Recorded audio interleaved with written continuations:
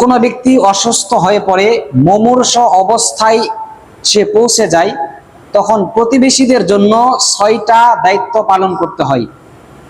1 number দায়িত্ব হলো যে ওই অসুস্থ ব্যক্তিকে সলাতুত তাওবা তথা তওবার নামাজ পড়াইতে হয়।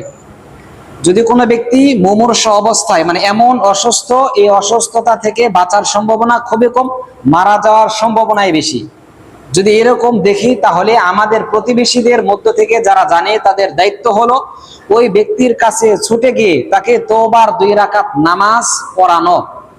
আমরা নামাজ পড়াই না, শুধু মুখে মুখে তওবা করাই, বলা আস্তাগফিরুল্লাহ রাব্বি মিন কুল্লি যামবিন ওয়া আতুবু ইলাই লা হাওলা ওয়ালা কুওয়াতা ইল্লা বিল্লাহিল আলিয়্যিল আযীম, এভাবে তওবা করাই।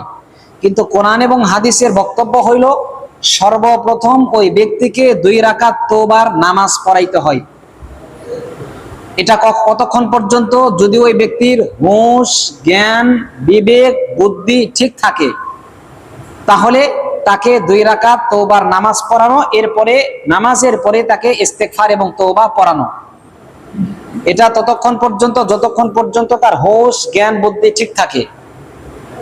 আর যদি তার হুঁশ, জ্ঞান, বিদ্যা, বুদ্ধি ঠিক না থাকে, মানে সে কি করতেছে, কি বলতেছে, কিছুই তার কাজ করতেছে না, তাহলে এখানে আর নামাজ পড়ানোর কোনো সময় নেই, শুধু তাৎক্ষণিক মৌখিক ভাবে তাকে তাওবা করানো।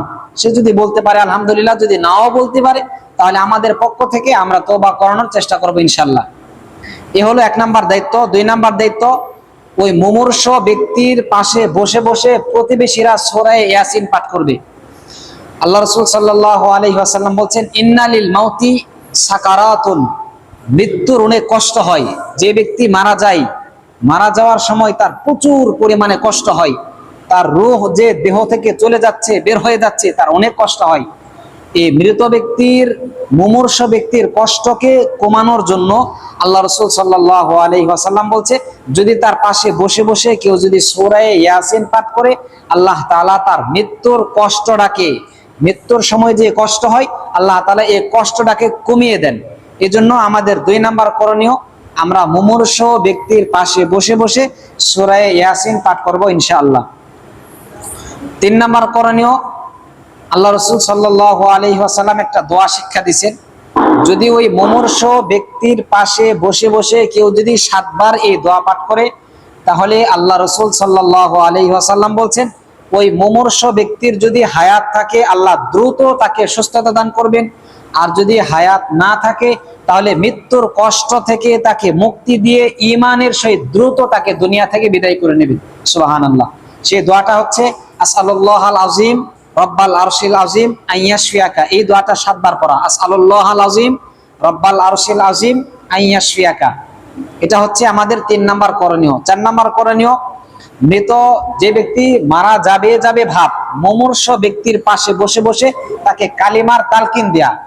তাকে বলা যাবে না তুমি কালিমা পড়ো, এটা বলা যাবে না, বরং তার কাছে বসে বসে আপনি নিজে নিজে কালিমা পড়বেন, লা ইলাহা ইল্লাল্লাহ, লা ইলাহা ইল্লাল্লাহ। তাকে বলা যাবে না তুমি আমার সাথে সাথে পড়ো লা ইলাহা ইল্লাল্লাহ, এটা বলা যাবে না, বরং তার কাছে বসে বসে কানের কাছে আস্তে আস্তে ছোট ছোট আওয়াজে পড়বেন লা ইলাহা ইল্লাল্লাহ। কারণ আল্লাহ রাসূল বলছেন, যে ব্যক্তির সর্বশেষ কথা হয় লা ইলাহা ইল্লাল্লাহ, সে জান্নাতে প্রবেশ করবে। এজন্য মুমূর্ষ ব্যক্তির পাশে বসে বসে আমাদের করণীয় হচ্ছে তাকে কালেমা, তার কানে কানে কালিমা পড়বো আমরা, লা ইলাহা ইল্লাল্লাহ, এভাবে আস্তে আস্তে কালিমা পড়বো। তাকে পড়ানোর জন্য বলবো না, বরং নিজে নিজে আমরা কালিমা পড়বো।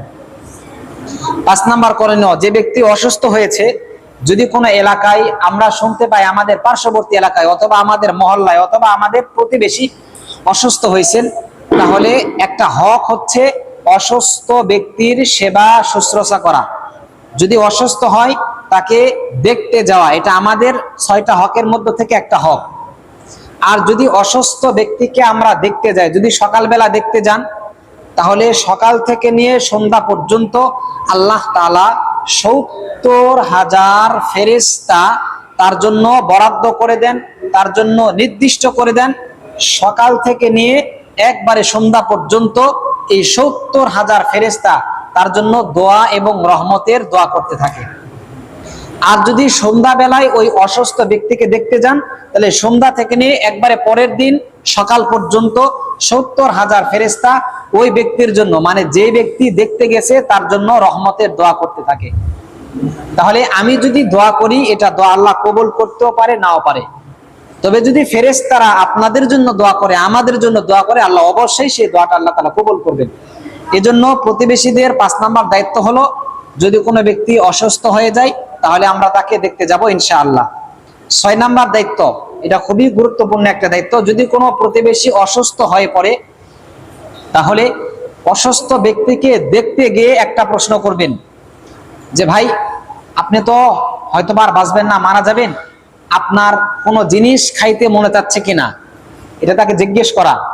অসুস্থ ব্যক্তিকে, মুমূর্ষ ব্যক্তিকে জিজ্ঞেস করা, আপনার কোনো জিনিস খাইতে মনে চাচ্ছে কিনা, তাকে জিজ্ঞেস করা। কারণ হতে পারে লোকটা খুব গরিব, গরিব হওয়ার কারণে সে একটা ভালো ফল কিনে খাইতে পারে নাই, তার কাছে টাকা নেই। পক্ষান্তরে আমাদের সমাজের মধ্যে আমরা যারা স্বাবলম্বী, আমাদের যাদের টাকা পয়সা আছে, আলহামদুলিল্লাহ আমরা তো খাইতে পারি।